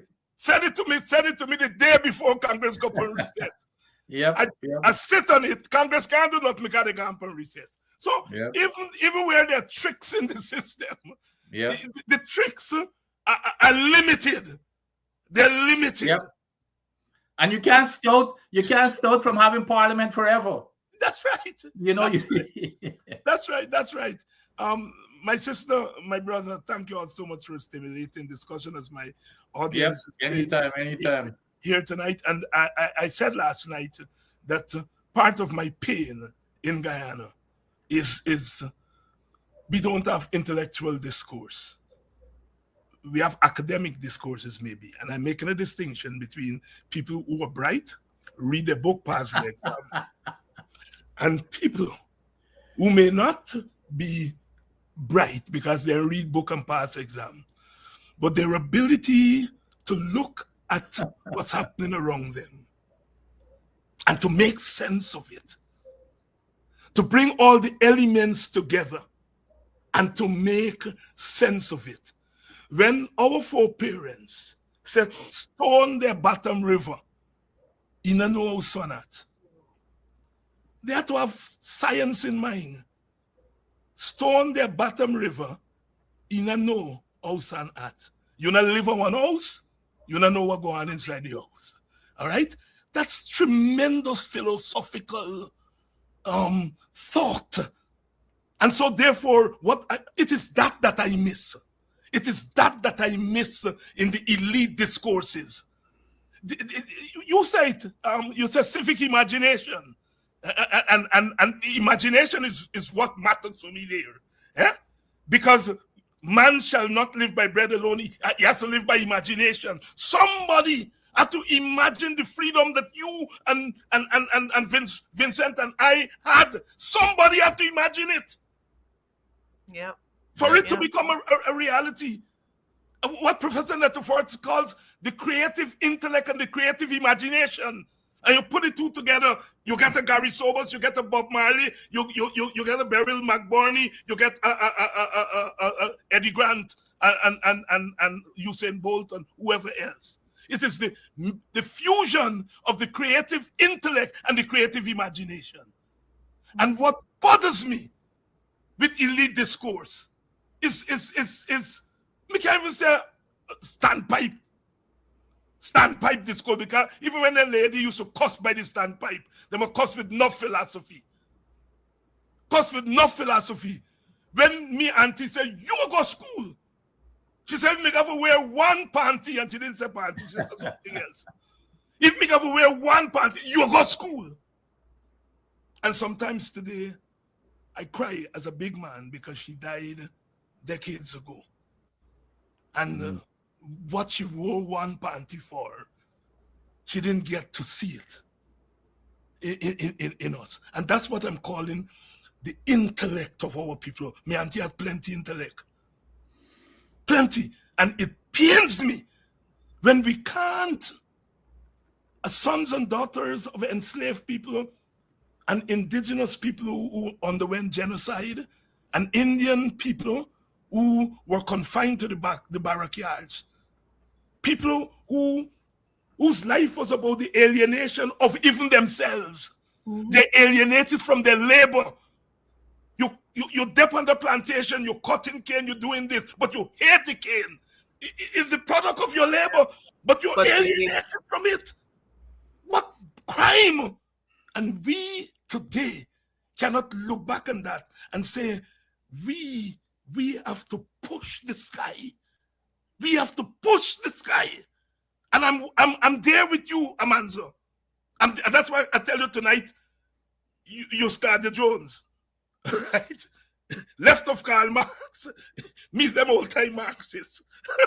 And when I see younger people like myself to the left of me, because if somebody got to depend on me Marxism, which I learned when I was a small boy in the 50s and 60s, and me Marxism still got rule the rules 60 years later, our society has not grown. And it's an indictment on me that I socialize in a society that has not grown, and others get sleepless nights about it. Tonight we're going to sleep good, because I think the discussion tonight took us to places in our veins where only the blood knows. I love it. Let me finish. Because you said something there that raised goosebumps on me, Dr. Hine, and brought out the genius again in you, because there was one other genius, the foremost of all geniuses in Guyana, a guy by the name of Lyndon Forbes Sampson Bornham. And I spent a lot of time with him as a young engineer. It so happened that the well at Belfield, I was drilling that well. As a matter of fact, the well had failed. I was one of the 11 engineers that started the Guyana Water Authority. It's been trained specifically by UNDP. So we started the Guyana Water Authority. So I was responsible for drilling all the wells from the Demerara River east of the country. And I was drilling that well at Belfield. And every afternoon, I could not leave that well site until the Prime Minister passes, and he would stop at the well site. And I would get in the vehicle, the Land Rover, whatever he's driving, or he would come out. We'd have a chat or then, or else he would say, okay, let's go by his Belfield house. We sit down and have a beer. So that man was a philosopher. I learned so much. You know what? Why I had goosebumps? You know what? We sat there on the Belfield veranda one afternoon, and he said, do you know the difference? Do you know the difference between being bright and being intelligent? Mm-hmm. That's exactly that's the question you just raised. That I never forget that the man said, do you know what's the difference between being bright and being intelligent? And he went off, with his philosophy. Yes. But I learned so much, I tell you, and every time I remember that man. And going back to the farm, you remember it became part of the culture and the policy of the nation. Remember feed, house, and clothe the nation? You remember every single house had a kitchen garden?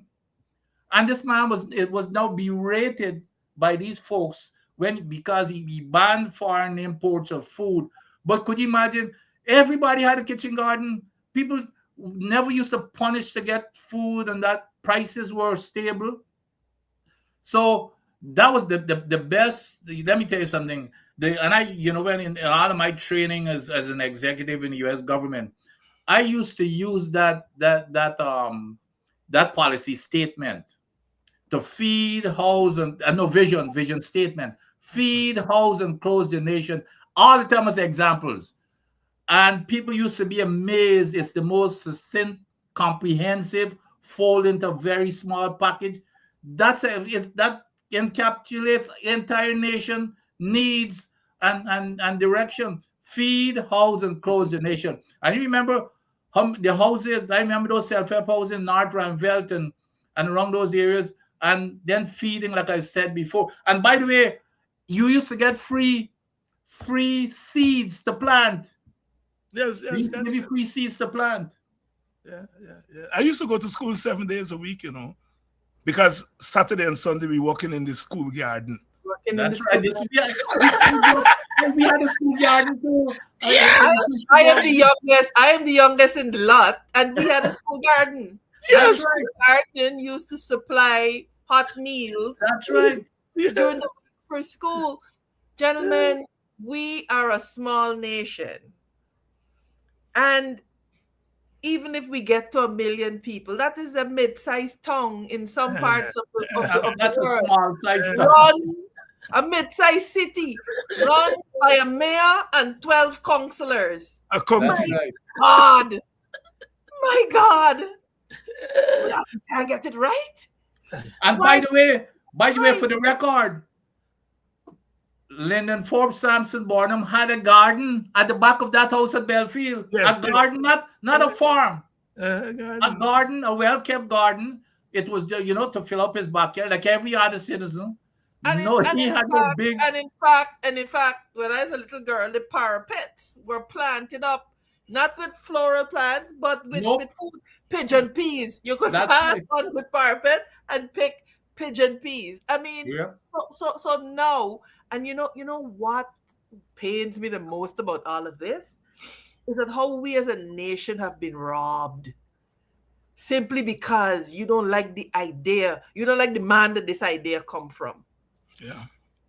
And we have been robbed and shortchanged by so much. And this is why I say, look, if it's a good idea, take it and run with it. If the nation benefits, take it and run with it. Can you imagine if we had taken the time to develop rice flour the way it should have been? Can you imagine, now people can't even eat gluten. We would have been one of the foremost manufacturers of those things, because for 40 years over, we would have perfected the art of it, and our people would have been so much better off. But instead, what did people do? You spread lies that this man banned flour because he want to affect Indian people to prevent them from making roti. Just evil and wicked. And that has been passed down generation to generation. And this is how you know the greatness of a man. That 40-something years after he has died, his name is being invoked because his wife owned a couple buffalo at the back of the garden to excuse a man having the vulgarity of 150-acre farm with AC pen for the chicken and the cows. And right next door, Amanza, right next door to the farm are people who do not have water, no electricity, forget about the air conditioning thing that the animals are enjoying. The one I saw a video where one of the residents living right next to show that they have to go down a hill to a creek to get water and fetch it back up. And but you all are responsible for this, because let me say it, that whole thing about Burnham banning flour and to get at Indians, it's so racially, it's racial rubbish. Black people now use the same flour for make bake. and bread. What they've done is take a policy and racialize it. When everybody know, everybody uses flour, maybe the Amerindian people because they are their indigenous cassava and so on and thing. But wheaten flour was used equally by black people and Indian people. But I will challenge you on that, Doc, and say that it is the fault of people who are of the PNC persuasion. Because we did not know. You see, this is why we have this attitude that we say something once and everybody understands it. PPP will repeat it day in, day out, day in, day out. You come, if I come and talk 2 times in the same week about something, Amanza, she done said already. The PPP will repeat it over. Burnham banned flour because he didn't like Indian people. He would ban flour because he didn't like Indian people. That they would repeat it over and over and over again until the lie, by virtue of its repetition, becomes a truth. And we think we could talk one time and people should get it. Doesn't work that way. Doesn't work that way. Yeah, I'd rather that self-criticism come from you. One lady from Bellatrix, Eldorado, she said, "Me Sarge, me get your number," and she sent me a text. She said, "You keep saying that over and over." She said, "Me and mine, you said born and militarized this, but the part of me, like you said, the PPP criminalized the state, and Burnham would have never criminalized the state." And you are right, Amanza. Sometimes we take it for granted Yep. these things, you know? And that's where the PPP beats us, eh? Yep. They beat us. And maybe it's the communist thing, yeah? Of communist Gobelsian. propagandizing and so Gobels. Gobels. yeah, Mhm. yeah, Gobel's thing and so on. But we have to learn that politics is not just about politicizing and politicking, it's also about teaching. And we come from a teacher, we've always been teachers. We've always been teachers. When the Great Awakening happened in the United States and in the Caribbean, where the old Christian churches, which never used to allow black people, they enslaved people to go to church and pray with them. And they didn't want to read the Bible. They had good sense. And then these new churches, Seventh Days Adventists and so on, came on the scene. And they start to invite the enslaved people to go to church and read, try to read. Those who could read the Bible. And they called it the first Great Awakening, and then they had the second Great Awakening. Yeah. But here is the story. They used to let the enslaved people preach. They couldn't read and they couldn't write, but they preach from the Bible. They had keen ears. Yes. And they were the preachers. Of course, when they don't preach, they take communion last. White people got the communion first. But at least the common slaves, as they call them, were preaching to the slave masters in a Bible that They could read. Yeah, but of course, when you go to the origins of Christianity, black people been there. The origins of Islam, black people been there. And so there is the historical memory of the Bible. Eh? The historical memory of the Bible. Of course, the Maccabee version of the Bible, not the King James version. Bring back Maccabee version. That belongs to the black man. Give back King James version. That belong to the white man. Black man, get up, stand up on the foot, and give back God the glory. They brought the Maccabee gaze to the Bible, so they didn't have to know to read and write. Right? The genius. Gaffy Sitabam Sobers never went to high school, never went to university. But with a bat and a ball in the hand, he beat all we who've been to 50 and 60 university. Today, people like myself could teach white people cricket. Cricket and nationalism. One of my courses when I was when I was a professor, I remember a white boy come to me. He gave me a t-shirt. Me get you some minute look for you today. He gave me a t-shirt. Mr. Boy, why you give me a t-shirt? He said, open it. When we open, sober step on the front of the t-shirt. He take my class. And when me teach for sobers, me there first gear. Me no meet a second gear, teacher just said. Me only there first gear, me not gone a second gear yet. Before me meet a second gear, the young man went and did his research. And he found out, he said, man, Dr. Hines, that man, Gary Sobers. He said, and I work at this place that make t-shirt. And I took down from the internet and he bring the t-shirt and give me. Wow. Sobers, an ordinary little boy. Get white people going crazy. I mean, I meet a second gear yet. Good night, my sister. Good night, my brother. Good night, good night. God bless. Enjoy the weekend. Oh my goodness. I will not be moved or kicked aside, because our work is God's work. Our work is the ancestors' work. Our work is duty. Our work is destiny. Always having a date with destiny. I'll see you all on Sunday. West Indies Cricket 101. Vincent is going to be back, and Butcher. And of course, Sunday's program is going to be dedicated to the great man himself.